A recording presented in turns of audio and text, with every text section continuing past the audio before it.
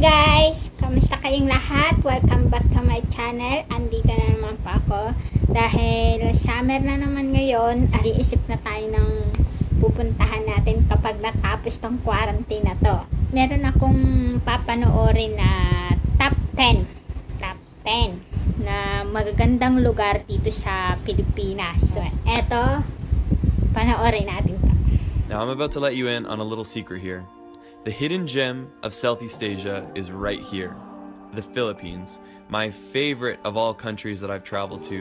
It is some of the most beautiful landscapes and the most incredible people you will ever come across.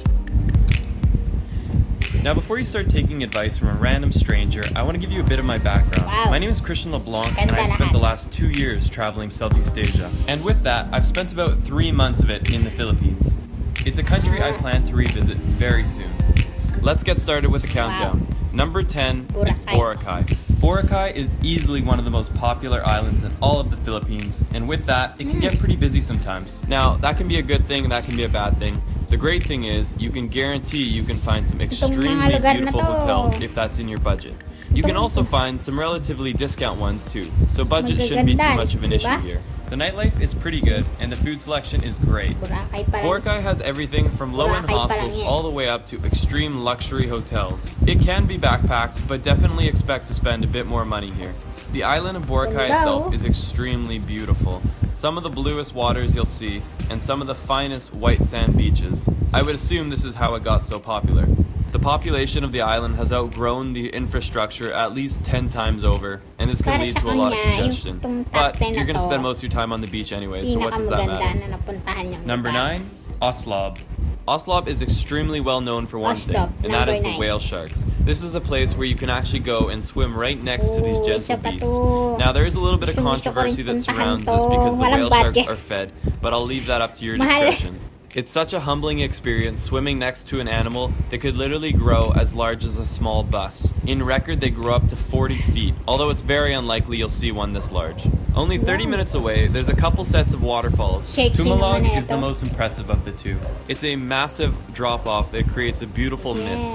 Now, if you're looking for more of an experience with the waterfalls, check out Aguinid Waterfalls because you can actually scale up them, you can jump off of them. It's much more interactive than just looking at a waterfall like you do at Dumaguete. It's definitely worth a visit. Number 8 on my list is Malapascua.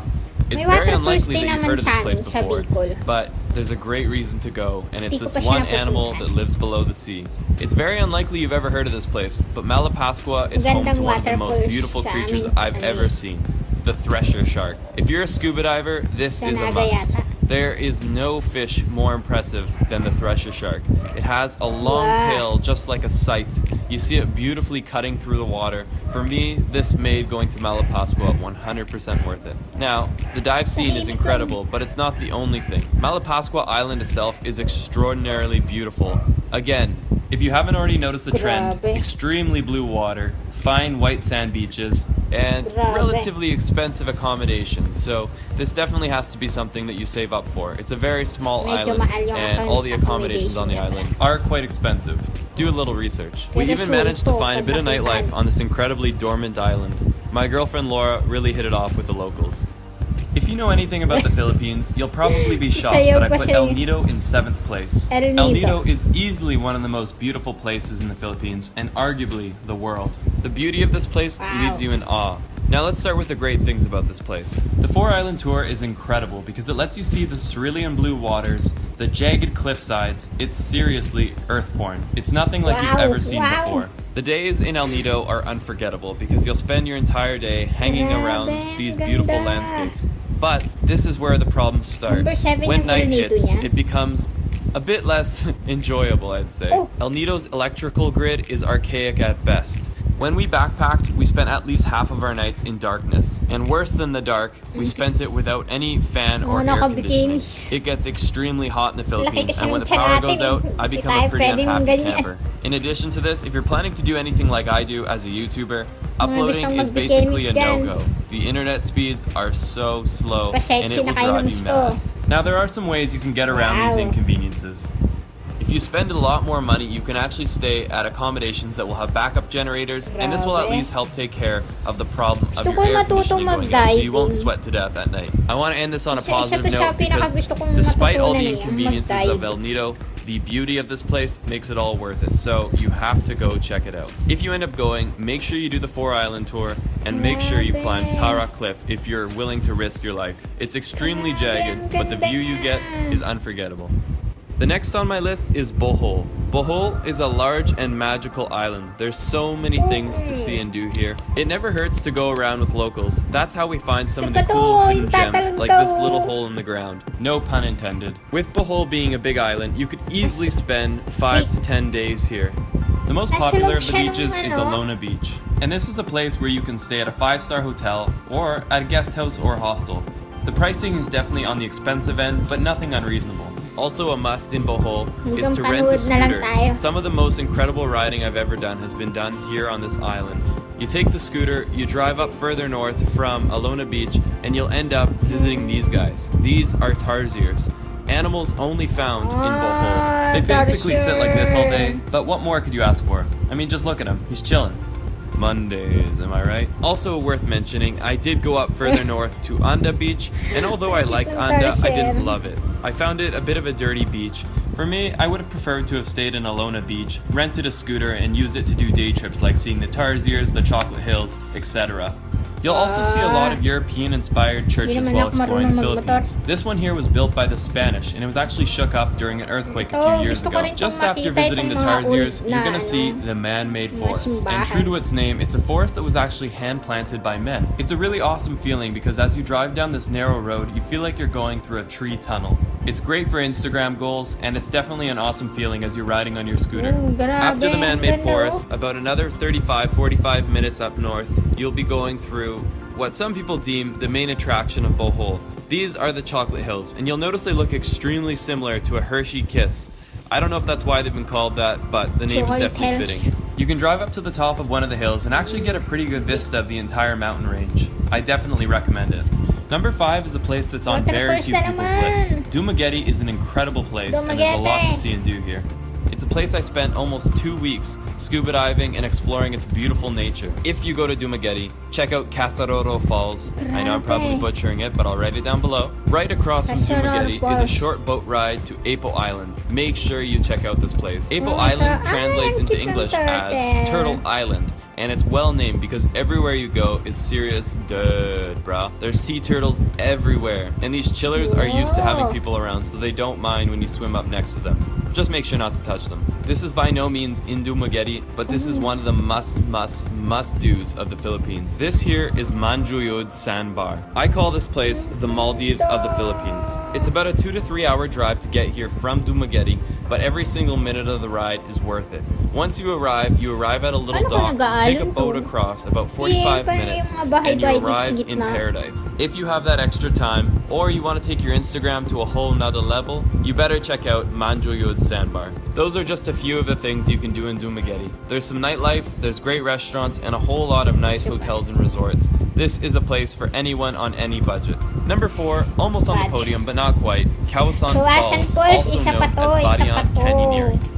Now, before I even get into this, if you're not too afraid of heights and you're not afraid to get wet, this is one of the coolest things that you can do in the Philippines. It's a full day trip where you're guided through these very narrow crevasses where the water flows down, creating these awesome little waterfalls. It's such a unique and amazing experience that you really can't find that many places in the world. I brought my expensive slow motion camera in a lousy waterproof housing. I risked it for you guys. You're welcome.